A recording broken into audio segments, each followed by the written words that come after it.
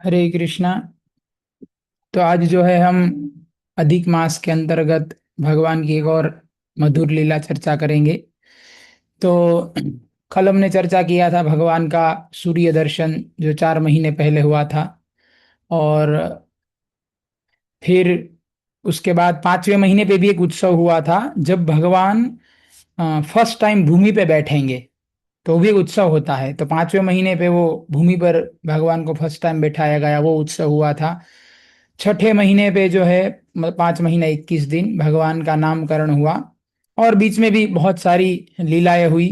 वो तो कृष्णदास कविराज गोस्वामी लिखते हैं चैतन्य चरितामृत में कि एक दिन में या भगवान का जो एक लीला होता है, बोले अनंत शेष जो है हजारों मुखों से उसका वर्णन करेंगे तो भी उसका अंत नहीं कर सकते। केवल भगवान की एक लीला अनंत शेष, वो खुद भी भगवान का ही एक अवतार है, भगवान के ही अंश है।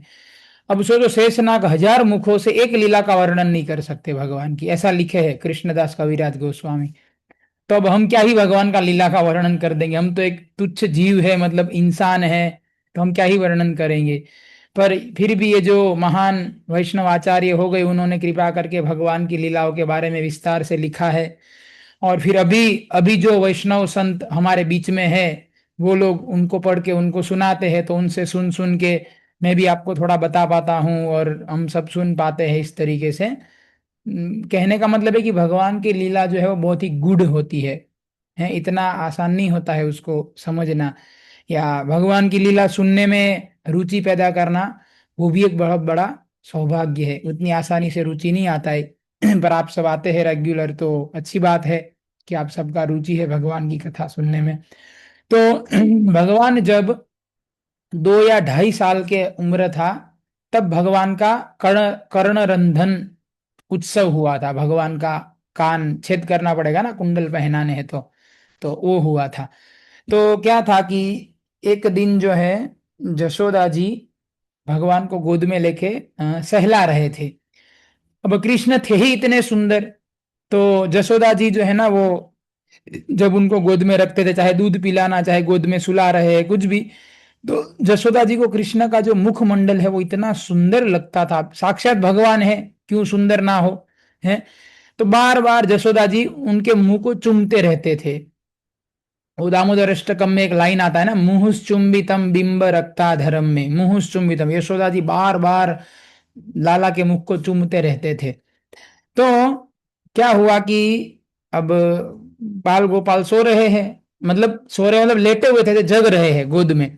तो जसोदा जी उनको चुंबन करने के लिए, इधर गाल पे चुंबन ऐसे तो मुंह ले जाएंगे ना, तो जसोदा जी के कान में कुंडल थे, हैं, तो वो हिलते थे ऐसे नजदीक जाए। तो अभी क्या किया, जब जसोदा जी उनके मुंह को चुंबन करने के लिए झुके नीचे, तो कृष्ण ने उनका कुंडल पकड़ लिया है, और माँ का कुंडल पकड़ के फिर अपने अपने कान में चेक किया, तो बोले मेरे कान में तो कुछ नहीं है। तो माँ को बोले कि मेरे कान में कुंडल क्यों नहीं है, क्यों नहीं है मेरे कान में। और ऐसे कह के रोना शुरू कर दिया। बोले मेरे कान में भी कुंडल चाहिए, मुझे भी कुंडल पहनना है। तो जसोदा जी बोले तुम कैसे कुंडल पहनोगे, तुम्हारे कान में तो छेद ही नहीं है। तो कृष्ण बोले हाँ तो कर दो छेद, अभी कर दो और डाल दो कुंडल, क्या है। तो जसोदा जी बोले मैं ऐसे छेद नहीं कर सकती, है उसके लिए सांडिल्य आदि जो हमारे कुल गुरु है वो आएंगे, मुहूर्त निकालेंगे, पूरा उत्सव होगा, फिर वैद्य आएंगे, ये सब वो करेंगे, वैद्य आएंगे, तो मतलब लंबा चौड़ा प्रोसेस है। अब कृष्ण के लिए, कृष्ण को क्या था, और छोटे बच्चे को, कोई भी छोटा बच्चा ऐसे होता है कि भी मेरी माँ कुछ भी चीज कर सकती है, दुनिया की कोई भी चीज जो है वो मेरी माता कर। तो कृष्ण को तो अरे ऐसे उनको ऐसे था ही नहीं कि बोले जसोदा मेरी माँ सब कर सकती है। तो बोले नहीं नहीं तुम कर दो और कुंडल पहना दो। तो बोले ऐसे नहीं होता है लाला, जो तुम्हारे बाबा जो है वो बाबा जाएंगे और वो बात करके बुला के लाएंगे, मुहूर्त निकालेंगे, विधि कराएंगे, फिर होगा। तो बोला अच्छा, अ, तुमसे नहीं होगा, मतलब तुम नंद बाबा को बोलोगे उनसे होगा। तो तुरंत जो है कृष्ण जसोदा जी की गोद से उठे, उठ के सीधे चले गए नंद बाबा के पास। नंद बाबा के पास जाके नंद बाबा की गोद में बैठ गए। नंद बाबा की गोद में नंद बाबा का दाढ़ी पकड़ लिया, ऐसे दाढ़ी है। तो दाढ़ी पकड़ के बोले, बोले बाबा जसोदा जी के मतलब मैया मैया के कान में कुंडल है, मेरे कान में क्यों नहीं है, मेरे को भी कुंडल। तो बोले बेटा तुम जो है थोड़े बड़े हो जाओ, तुम्हारा कान भी थोड़ा बड़ा हो जाए, फिर हम कर देंगे। बोले नहीं देखो मैं बड़ा बड़ा है, इसमें आ जाएगा इसमें। तो बोले उसके लिए ब्राह्मणों को बुलाना पड़ेगा, मुहूर्त निकालना पड़ेगा, सब ये विधि होता है। तो कृष्ण बाबा का हाथ पकड़ लिए नंद बाबा का और खींच के लेके चले, बोले चलो अभी ब्राह्मणों के पास। मतलब कृष्ण क्या थे, बड़े हठी स्वभाव के थे।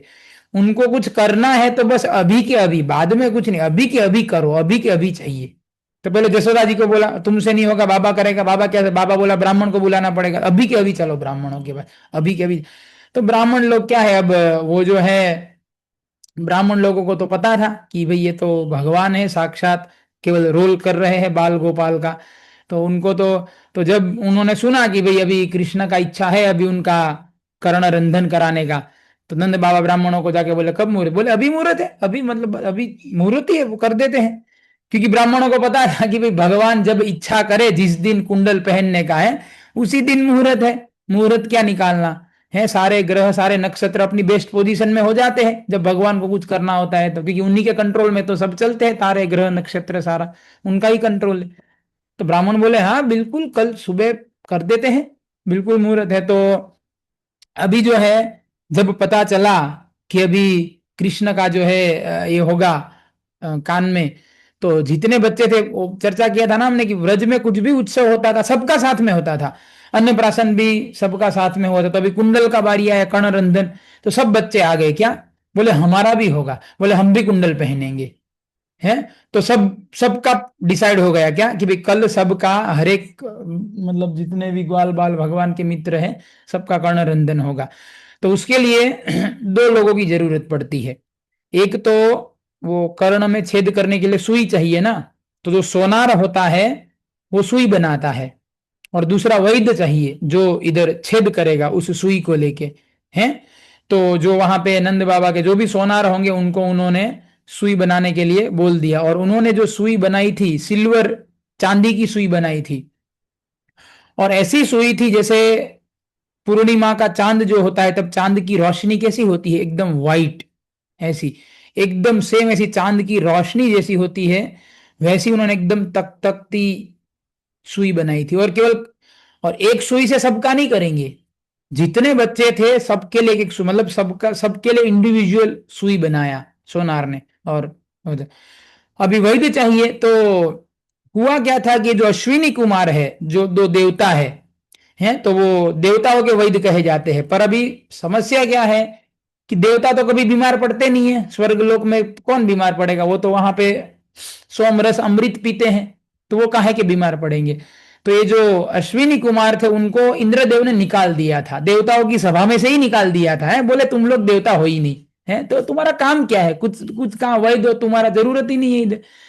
तो निकाल दिया था। और ये जो देवी देवता है वो सब क्या करते थे कि व्रज में आते थे और अलग अलग तरीके से कृष्ण की सेवा करते रहते थे, दर्शन करते रहते थे। अभी अश्विनी कुमार उनके पास कोई रीजन ही नहीं था, क्या सेवा करे तो क्या, और जो टैलेंट उनके पास है वो तो उनसे अभी कोई बीमारी नहीं पड़ रहा है, कोई देवता क्या टैलेंट क्या काम का। तो अश्विनी कुमार जो है ना वो बड़े दुखी दुखी रहते थे, और वो भगवान को प्रार्थना किए थे कि भगवान प्लीज हमें जो है हमें भी कुछ मौका दीजिए सेवा का, आपकी सेवा हम भी कर सके हैं, हमें तो पूरा देवताओं के समाज से बाहर ही कर दिया गया है। तो जब अश्विनी कुमार को पता चला कि कृष्ण का कर्णरंधन होने वाला है, उधर वैद्य की जरूरत है, तो अश्विनी कुमारों ने सोचा कि भाई ये तो खाली बहाना है एक, कृष्ण का कान में कुंडल, बोले हमारे ऊपर कृपा, हमारे ऊपर कृपा करने के लिए ही कृष्ण ने ये सारा उत्सव रचाया है कि उनका कर्णरंधन होगा, क्योंकि वो तो वैद्य चाहिए। तो बोले हमारे ऊपर कृपा कृष्ण ने की आज, तो उनको बड़ा प्रसन्नता हुआ। और व्रज में जो है वो दोनों अपना देवताओं का रूप छोड़ के एक, मतलब जो वैद्य होते हैं उस वो रूप लेके आए नंद जसोदा के घर पे हैं। और उनके घर पे बोले हम ही वैद्य हैं बोले। तो जस नंद बाबा बोले होंगे अभी अभी ये कर्णरंधन कराने, बोले हाँ कर देंगे, सब जानते एक्सपर्ट है हम लोग इसमें, तो है बहुत कर्णरंधन किए हमने पहले, अभी कर देंगे। तो वैद्य जो है वो आ, वैद्य डिसाइड किए गए अश्विनी कुमार दोनों, और सुनार के पास से सुई बन के आ गया। अभी क्या होता है जब कर्णरंधन किया जाता है तो पहले सबसे पहले जो है ना इधर कान पे रेड कलर का डॉट लगता है, अब वो पता नहीं कोई औषधि या किसी से बनाते होंगे। सबसे पहले डॉट किया जाता है दोनों जगह पे, उसके बाद डॉट करने के कुछ समय बाद सुई से छेद किया जाता है। फिर जैसे ही छेद करते हैं तुरंत उसमें धागा डाल दिया जाता है और उसमें तेल और हल्दी ऐसा मतलब कुछ औषध ऐसा कुछ लगाते हैं, क्योंकि ताकि दर्द ना हो या फिर आगे जाके उसमें समस्या ना हो। और फिर 7-10 दिन तक वो धागा रहता है और वैद्य उसको हर 2-3 दिन 4 दिन पे आके चेक करते हैं कि ठीक है, कुछ प्रॉब्लम तो नहीं हुआ। और उसके बाद 1 हफ्ते बाद 7 दिन बाद जो है ना वो कुंडल डाला जाता है। ये विधि है इस तरीके से। तो अभी मुहूर्त आ गया, मतलब दिन आ गया कर्णरंधन का। तो जो बच्चे थे, सबका होने वाला है ना, तो बच्चे तो सब इतने खुश थे, इतने उत्साह में थे। हैं, सब बोले मैं भी कुंडल पहनूंगा, मैं भी पहनूंगा। वो बोले मैं ऐसा वाला कुंडल पहनूंगा, वो बोले मैं वैसा वाला छोटे बच्चे समझ रहे ना, 2-2.5 साल के सब बच्चे हैं। तो उनका क्या ही बातें होती है, क्या ही चर्चा होती है, सब ऐसी निर्दोष इनोसेंट टॉक है। तो ऐसे अब उन लोगों को कोई अंदाजा नहीं है कि दर्द भी होगा। है, जब ये तोड़ेंगे कान को, फोड़ेंगे इधर होल करेंगे तो भैया दर्द होगा, और वो एक दिन नहीं होगा, 8-10 दिन रहेगा वो दर्द। उनको तो कोई अंदाजा ही नहीं, वो तो मजे में बोले हाँ मैं भी कुंडल पहनूंगा, मैं भी करूंगा, ये भी करूंगा, वो भी करूंगा। अब और सारे ब्रजवासी भी चिंता में। वो देखे बच्चे तो भाई मौज से मजे उड़ा रहे, हमारा होगा कुंडल पहनेंगे, बोले सबको दर्द होने वाला है। तो ब्रजवासी बोले सबको होगा वो चलेगा, हमारे बेटे को होगा वो भी चलेगा, बोले कृष्ण को दर्द नहीं होना चाहिए। क्योंकि कृष्ण को दर्द हुआ तो उन लोगों का तो हृदय के टुकड़े टुकड़े हो जाएंगे, क्योंकि उनका हृदय का मतलब उनके प्राणों का भी प्राण है कृष्ण। उनका दर्द, उनका रोता हुआ चेहरा ब्रजवासी नहीं देख सकते, उनको दर्द में सहन ही नहीं कर सकते ब्रजवासी। उनका प्रेम था, इतना तीव्र प्रेम था। ये सब जो भावनाएं है ना, ये हमारे लिए समझना थोड़ा मुश्किल हो सकता है, क्योंकि हमें इस तरीके की भावनाओं का अनुभव नहीं है, क्योंकि हमने ऐसा प्रेम कभी किसी को किया नहीं है, और करने जाएंगे तो कर नहीं सकते। ये भौतिक संसार में चाहे आप अपना पति ले लो, पत्नी ले लो, बच्चे ले लो, माता पिता ले लो, किसी को आप ऐसा प्रेम नहीं कर सकते, शुद्ध प्रेम। क्यों? क्योंकि प्रेम इस संसार का वस्तु ही नहीं है। प्रेम जो है वो आध्यात्मिक जगत की वस्तु है। इस संसार में जो हम देखते हैं ना प्रेम के नाम पे, वो प्रेम नहीं है, वो वास्तव में काम है। आत्मेंद्रिय प्रीतिवान, कृष्णेंद्रिय प्रीतिवांछा नहीं, आत्मेंद्रिय प्रीतिवांछा तारे बलि काम, कृष्णेंद्रिय प्रीतिवांछा धरे प्रेम नाम, कृष्णदास कविराज गोस्वामी लिखे हैं। कैसे पता चलेगा प्रेम है कि काम है? अगर आप चेक करना हो, कैसे चेक करेंगे? बोले आत्मेंद्रिय प्रीतिवांछा तारे बलि काम। काम किसको कहते हैं? बोले खुद की इंद्रियों की, खुद को आनंद आना चाहिए, मुझे मजा आना चाहिए। जैसे पति या पत्नी साथ में होते हैं तो टारगेट ये दिखाते हैं आई लव यू या आई केयर या जो भी XYZ, वास्तव में उसको खुद को ही आनंद चाहिए होता है। जैसे ही पत्नी ने कुछ बोल दिया है, पति ने कुछ मतलब उसको कष्ट हुआ, तुरंत प्रेम गायब हो जाता है, झगड़ा हो जाता है, डाइवोर्स हो जाता है, मारपीट हो जाती है। कहाँ गया भाई प्रेम? था ना, अभी तो आई लव यू था, किधर चला गया तुम्हारा आई लव यू? क्यों? क्योंकि आई लव यू था ही नहीं। खुद का इंद्रियों के आनंद के लिए जितने रिश्ते हैं, सुनने में थोड़ा हो सकता है कड़वा लगे, पर ये जितने रिश्ते हैं इस दुनिया में, वो सब काम के आधार पे टिके हुए हैं। कोई बोला नहीं नहीं हमारा तो प्रेम है, अगर प्रेम है ना तो झगड़ा कभी नहीं होगा, बुरा कभी नहीं लगेगा, मारपीट कभी नहीं होगी। आप देखो संसार में इतने डाइवोर्स हो रहे, इतनी घरेलू हिंसा हो रही है, क्यों? प्रेम है तो ये सब क्यों हो रहा है फिर? आपको पता है भारत सरकार का तो नहीं, एक गवर्नमेंट एजेंसी है या पता नहीं एग्जैक्ट नाम, आप गूगल करेंगे तो मिल जाएगा। उसमें डाइवोर्स रेट के स्टेटिस्टिक्स है, भारत के बता रहा हूं, आप अगर पढ़ेंगे तो उसमें लिखा है कि भारत में जो डाइवोर्स रेट होते हैं, arrange marriage versus love marriage divorce rate, आप गूगल पे लिखेंगे मिल जाएगा, arrange marriage divorce rate versus love marriage divorce rate. तो जो लव मैरिज का डाइवोर्स रेट है ना, वो 3 गुना ज्यादा है अरेंज मैरिज से। तो लव मैरिज में तो भाई लव ही था इतना सारा, शादी से पहले ही 2-3 साल से साथ में है, एक दूसरे को जानते से, तो फिर इतना डाइवोर्स रेट 4 गुना क्यों ज्यादा है? अब इतना लव मैरिज है, इतना लव है तो मैं ये नहीं कह रहा अरेंज मैरिज अच्छा, लव वो सब पॉइंट नहीं। मैं क्या बताना चाहता हूं कि ये संसार में जिसको हम प्रेम बोलते हैं ना, लव, वो लव नहीं है, वो काम वासना है। क्योंकि प्रेम ये संसार की चीज ही नहीं है, प्रेम उस दुनिया की चीज है। वो वहां जाएंगे तब पता चलेगा प्रेम क्या होता है। तो ये जो ब्रजवासियों का प्रेम है ना, कि कृष्ण रोएंगे, अगर एक आंसू भी गिरा कृष्ण की आंखों से उनके लिए मृत्यु के समान कष्ट होगा उनको, ब्रजवासियों को। क्यों? क्योंकि वो प्रेम करते हैं उतना कृष्ण से। तो वो सब चिंता में थे ब्रजवासी। बोले क्या होगा, क्या होगा, कैसे सहन करेंगे। वो सोच रहे थे क्या करे कि कृष्ण ना रोए, क्योंकि वो जानते थे दर्द तो होगा ही होगा। उनको थोड़ी पता था वो भगवान है, उनके लिए तो लाला है उनका वो। है, अगर वो समझते भगवान है फिर तो कोई टेंशन नहीं है। और उनको बलराम जी का कोई चिंता नहीं था। बलराम जी का पता था कि ये कभी रोया ही नहीं अपने लाइफ में। है, जब से प्रकट हुआ तब से लेके आज तक एक बार नहीं रोया बलराम। वो इसका चिंता नहीं, इसको जो कान फोड़ना तोड़ना करो, ये रोने वाला नहीं है, इसलिए उनका ज्यादा चिंता नहीं था। क्योंकि प्रेम तो उनसे भी था, उन सबका, बलराम से भी। पर कृष्ण का ज्यादा चिंता था सबको। अब व्रजवासियों को तो छोड़ो, स्वयं जो वैद्य है ना अश्विनी कुमार, उन दोनों को भी चिंता था। बोले इतना सुंदर मुखमंडल है, इतना सुंदर बच्चा, बोले हम कैसे इसका मतलब कान में छेद करेंगे, और अगर इसको दर्द हुआ हम कैसे सहन करेंगे। तो अश्विनी कुमार दोनों घबरा रहे, जिसको ये मतलब करना है काम। तो उनके आराध्य मतलब शिव जी उनके टीचर है, गुरु है। तो शिव जी को प्रार्थना किया। बोले शिव जी आप प्लीज हमारा हृदय जो है ना कठोर कर दीजिए, हमारे हृदय को पत्थर जैसा मजबूत बना दो। क्यों? फिर ऑपरेशन करना है ना, इसका कान फोड़ना है कृष्णा। हम अब अगर हमने इसका चेहरा देख लिया और इसको अगर ये रोता देख लिया, बोले हम कर नहीं पाएंगे, हमारे हाथ कांपने लगेंगे। तो शिव जी को बोला थोड़ा कृपा करो और हमारा हृदय जो है वो कर दो, कठोर कर दो, ताकि हम कर सके। अभी सारी ब्रजवासियों ने क्या किया, जो अलग अलग आइटम होते हैं जैसे खिलौने या खाने की चीजें, मतलब डिस्ट्रैक्ट करने की, जैसे छोटा बच्चा रोता है तो बोलते हैं ना देखो देखो उधर, उधर देखो बिल्ली जा रही है, देखो उधर पंछी उड़ रहा है, देखो उधर एरोप्लेन जा रहा है। मतलब उनका मन भटकाने का प्रयास करते हैं छोटे बच्चे का, ताकि वो शांत हो जाए। तो ब्रजवासियों ने पहले से सारे अलग अलग तरीके के खिलौने या जो भी खेलने की वस्तुएं, खाने पीने की वस्तुएं, मतलब इन शॉर्ट, अब 2.5 साल से बच्चों का देखभाल कर रहे थे ना, तो उनको पता था कि रोते हैं तो क्या क्या उपाय किए जाएंगे। तो वो जितने उपाय उनके पास अवेलेबल थे सारे उधर इकट्ठा करके रखे थे, कि भाई रोएंगे तो तुरंत एक काम नहीं किया तो दूसरा उपाय करेंगे, दूसरा नहीं तो तीसरा उपाय करेंगे, ऐसे। और जनरली ऐसा करते हैं कि बच्चों को जो है ना स्वीट खिला देते हैं कुछ। तो स्वीट जब खाने में बिजी हो जाता है उतनी देर में कान फोड़ देते हैं उसका, ये जनरली ऐसा करते हैं।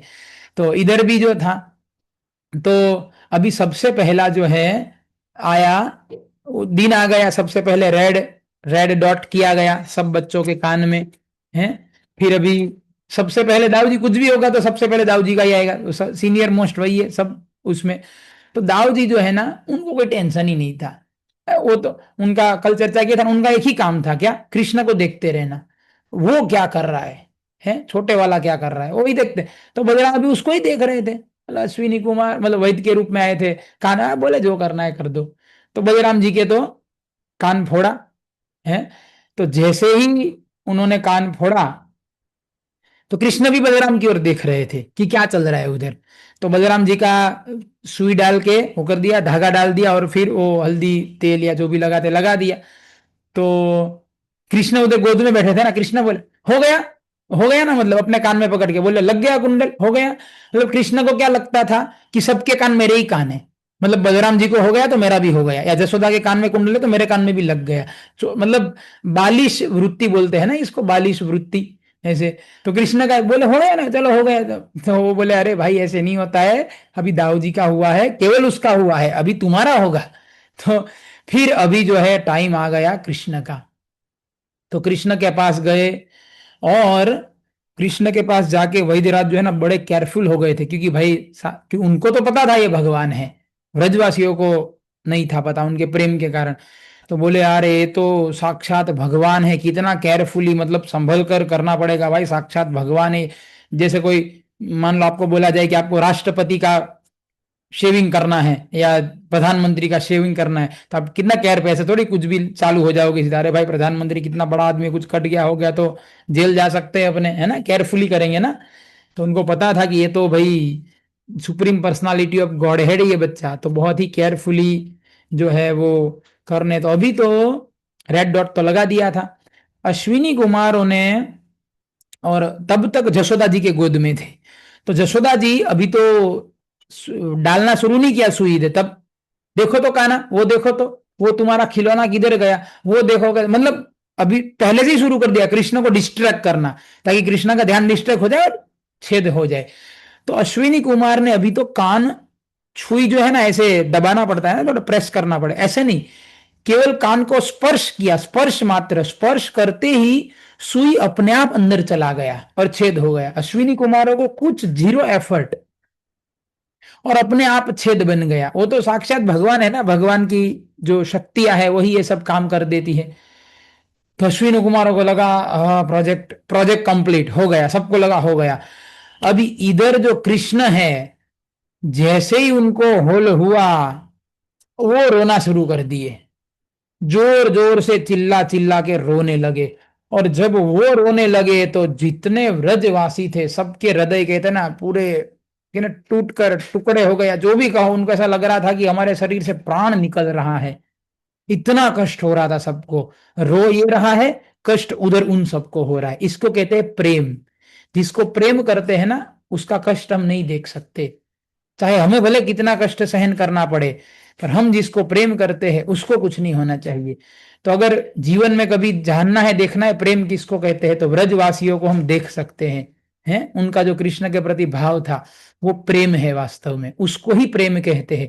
उसके अलावा जो हम देखते हैं वो सब काम है, वो प्रेम नहीं है वो, है। तो कृष्ण अभी रोने लगे, रो रहे थे, तो अभी सब लोग सोचने पड़ गए, क्या करे क्या करे, क्या उपाय लगाए, क्या उपाय लगाए ताकि ये शांत हो जाए, शांत हो जाए। तो अभी तो सबके कान में हो रहा था ना, प्रोसेस तो चालू ही था, ये तो रो पर प्रोसेस। तो अभी स्तोक जो है ना, कृष्णा का बेस्ट फ्रेंड, उसके कान में भी लग गया था, उसका भी छेद, तो स्तोक भी रो रहा था। तो यशोदा जी ने कृष्ण को बोला, देखो बेटा, उधर देखो, देखो स्तोक भी रो रहा है, तुम उसको जाके शांत नहीं करोगे? तो जब भगवान ने देखा कि स्तोक भी रो रहा है, तुरंत भगवान चुप हो गए। और 2-2.5 साल के तो हो गए थे, चलना फिरना सब जानते थे। सीधा माँ की गोद से उठे, स्तोक के पास गए और स्तोक के सिर में ऐसे हाथ रख दिया। बोले देखो रो मत, मेरा भी हुआ है चुप हो जाओ, देखो मेरा भी हुआ है तो सबका हुआ है, रो क्यों रहे हो, सबको दर्द हो रहा है। तो जैसे ही ऐसे बोला ना, स्तोक एकदम चुप हो गया और स्माइल करने लगा, हंसने लगा ऐसे। तो ये जो है ना, ये भगवान का स्वभाव है, कृष्ण का। कल हमने दाऊ जी का स्वभाव चर्चा किया था, अब इधर कृष्ण का स्वभाव, कि जब कृष्ण दूसरे किसी को दुख में देखते हैं तो वो अपना दुख फिर भूल जाते हैं। अपना, वैसे भगवान को कोई दुख होता नहीं है कभी, पर ये लीला विशेष के लिए भगवान ये सब भावनाएं प्रकट करते हैं भगवान ये सब इमोशंस है ये। तो बाकी ऐसे भगवान को काहे का दुख, पर ये लीला तत्व है ये क्या कहते हैं, वो सिद्धांत तत्व नहीं है। तो जब भगवान देखते हैं कि दूसरा कोई दुख में है, तो भगवान अपना दुख भूल जाते हैं, और वो जो व्यक्ति दुख में है उसका दुख दूर करने में भगवान लग जाते हैं। तो ये शिक्षा है।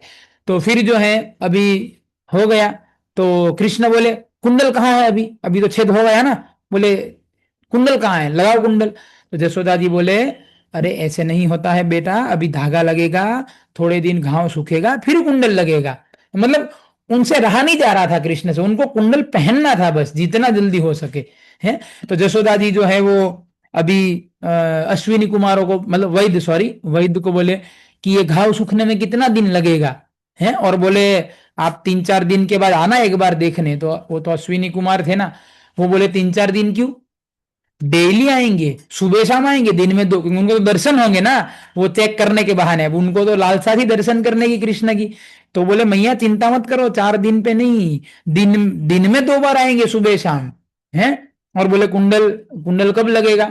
तो जनरली 1 हफ्ते बाद लगता है। बोले इसका 10 दिन बाद लगेगा। बोले 10 दिन, क्योंकि उनको क्या दिन बढ़ाने थे ना, अब 7 दिन, तो 7 दिन में एक बार कुंडल लग गया, फिर तो फ्री हो गए, फिर तो कोई घुसने नहीं देगा।